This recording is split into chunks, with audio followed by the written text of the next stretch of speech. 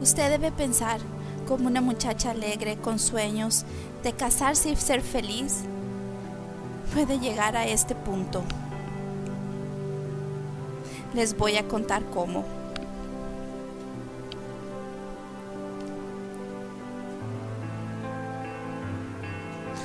Yo conocí a un muchacho, él era de Estados Unidos y yo de México. Nosotros nos conocimos en unas vacaciones. Él trabajaba para una compañía donde siempre tenía que estar probando licor. Era una persona muy agradable, muy amable, muy simpático. A todas mis familias le agradaba, a todos mis amigos, porque tenía muy buen carácter. Él siempre llegaba con mucho licor para regalar a todos. Él me presentó con sus padres. Eran unas personas muy amables también. Estas personas no hablaban nada de español. Yo tenía que tratar y tener una conversación con ellos. Estas personas siempre trataron de hablar conmigo, de alguna manera u otra, hacerme sentir bien. Eran muy amigables también. Así empezamos nosotros con un noviazgo de 2 años. Yo me casé con él después de los 2 años de noviazgo y me vine a vivir aquí a Estados Unidos. Él trabajaba para esta compañía todavía y cuando él siempre llegaba a la casa, lo primero que él hacía era sacar una botella de licor para beber. Y yo bebía junto con él. Los dos nos sentábamos, estábamos bebiendo todo el tiempo, porque yo no podía trabajar en este país. Yo no tenía documentos migratorios. Y siempre estaba en esa casa, tomando, esperando lo que él llegara, sin hacer nada. Limpiaba, hacía lo que tenía que hacer y esperar solamente. Allí empezó mi gran sufrimiento, porque yo empecé a deprimirme, me empecé a sentir sola. Yo no conocía a nadie aquí. Con este problema del alcohol, empezaron nuestras agresiones, insultos, empujones, maltratos, una vida de sufrimiento. Él, aparte de consumir alcohol, él también estaba enviciado en la cocaína. Yo me encontraba la cocaína por todas partes en la casa, en la cocina, en los muebles, en el baño, en todas partes. No nomás eran bolsas, era bastante de lo que él consumía, y como él también la vendía, siempre él tenía droga en la casa. Yo me la encontraba por donde quiera. Y los golpes y el sufrimiento se fue acrecentando aún más. Las discusiones, los problemas entre nosotros, las diferencias. Aparte de eso, la comunicación por el idioma también. Él me agredía. Él decía que yo no podía decirle o responderle nada porque él era el hombre y yo solamente tenía que escuchar lo que él me decía. A la casa siempre venía su hermano a beber junto con él. Él estaba ahí todos los fines de semana, tomando y haciendo drogas. Y yo me sentía triste, deprimida, desesperada, sin saber qué hacer. Ellos pasaban un buen tiempo y yo sufría cada vez más en silencio. Yo lo que hacía todo el tiempo era meterme a mi habitación y ahí quedarme tiempo llorando, deprimida. En una ocasión que nos cambiamos de casa, yo le pedí que me ayudara. Como toda mujer, uno quiere arreglar su casa, ponerla bonita, y le dije, ayúdame a cambiar y poner el forro de la cama. Él no quiso y se fue. Lo hice yo sola. Yo bajé y me puse a platicar con él. Le pedí que si por qué no me había ayudado. Él me dijo que porque eran puras tonterías las que yo le estaba pidiendo. Y él me pegó, me dio un puño tan fuerte que hasta ahora lo recuerdo. Nosotros peleábamos constantemente por el alcohol, por las drogas, porque él se ponía mal cuando no consumía su droga. Siempre discutíamos por cualquier tontería. Estábamos mal. Las agresiones, los golpes, me reventaba la boca cuando él me pegaba. Y al tener estas peleas por las noches, que nos íbamos a dormir a la cama, él me empujaba hasta que yo tropezaba al suelo. Me levantaba llorando, con tristeza, porque amanecí en el suelo. Los golpes fueron marcando mi vida. El alcoholismo que él estaba viviendo, las drogas, cada vez se estaba sentando más fuerte. Y yo estaba cayendo en una depresión fuerte.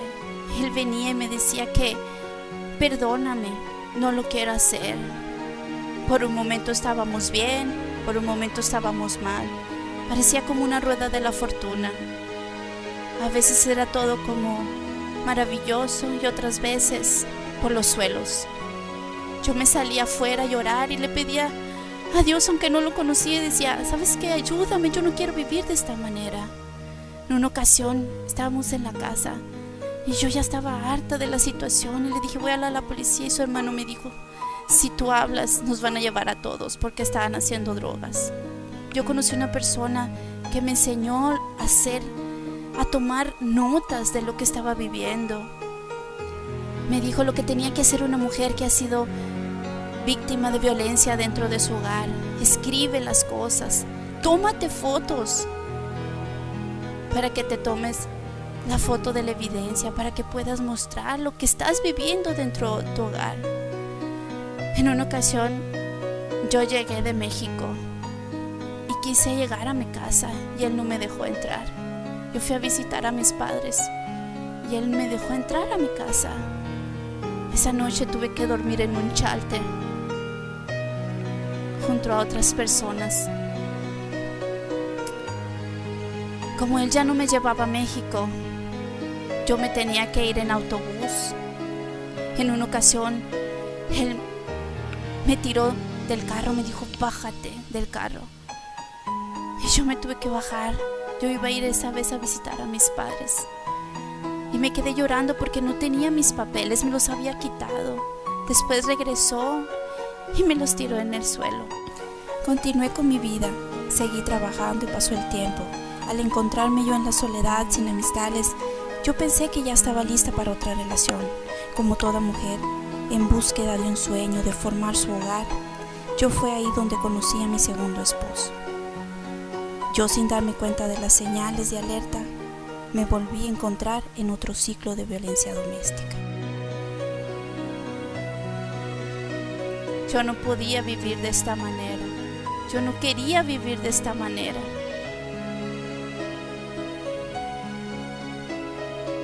Yo no podía decir nada. Si quería tratar de solucionar las cosas, se convertía en un problema, se convertía en otro pleito. No podía poner mi punto de vista, no podía hablar, no podía decir nada.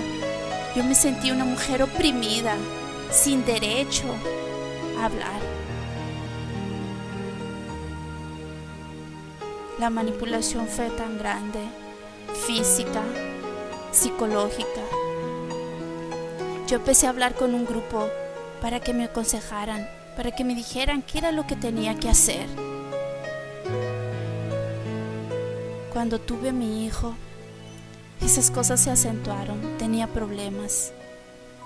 Habíamos discusiones dentro del hogar porque él me quería quitar al niño. Él quería irse con mi hijo a otro cuarto, otra habitación, y quitarlo de mí. Cuando lo lograba, yo me salía afuera llorando, desesperada, sin saber qué era lo que tenía que hacer. Mi hijo era un bebé. En ocasiones él me encerraba en la casa. Él se salía y me dejaba encerrada para que yo no me saliera con mi hijo y me quedara yo ahí dentro de la habitación. Yo tenía miedo, no me quería ir por miedo de perder a mi hijo. Yo lloraba sin saber lo que tenía que hacer.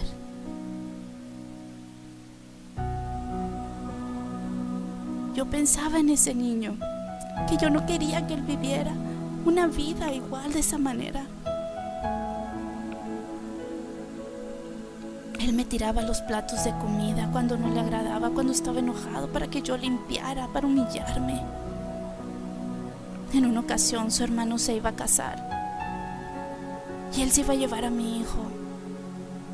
Yo le dije que no, que me esperara, que yo iba con ellos, pero él quería que me bajara del carro. Entonces fue cuando me dijo: si no te bajas te desgreño y te bajo del carro. Yo me tuve que bajar.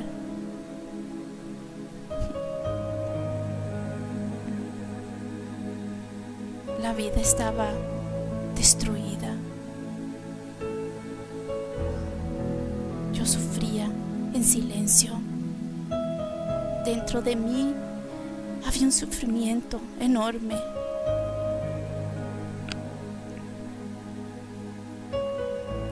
Su familia siempre estaba ahí. Él ponía una buena cara y yo siempre sufriendo. Y él dentro de los demás ponía buena cara. Cuando queríamos platicar, poner los puntos y decir qué era lo que estaba mal, no podíamos, porque siempre no podíamos llegar a un acuerdo. Mi refugio era mi hijo. En él yo me refugiaba todo el tiempo, porque era lo único que yo tenía, era mi hijo. Y él me lo quitaba, porque sabía que de esa manera él me podía hacer sufrir. En una ocasión él se lo llevó y yo me quedé muy preocupada, muy asustada, sin saber lo que iba a hacer. Yo le dije: ¿a dónde vas? No te lleves a mi hijo. Yo hablé con el psicólogo que me estaba atendiendo, una persona que nos estaba ayudando para tratar de arreglar nuestro matrimonio. Me dijo: háblale a policía. Si él no regresa. Él regresó. Después me volvió a amenazar. Yo le dije que le iba a hablar a la policía. En ese momento fue cuando él me agarró del cuello, me ahorcó, porque el niño lloró. Salí corriendo de la casa y me encontré sola.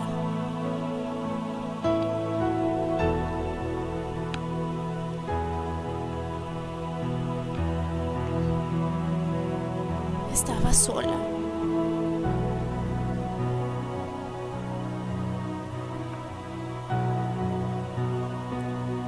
Pensando qué era lo que tenía que hacer, buscando una solución.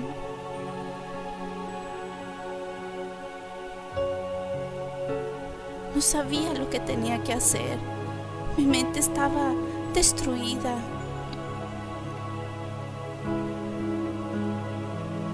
Estaba ideando cómo me podía salir de esa situación.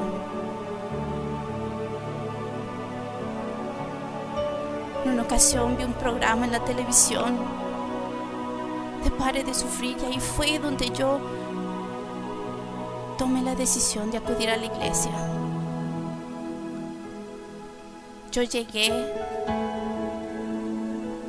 me atendieron, conversaron conmigo. Empecé a orar, empecé a hacer mis cadenas de oración. Ahí fue cuando yo conocí al Señor Jesús.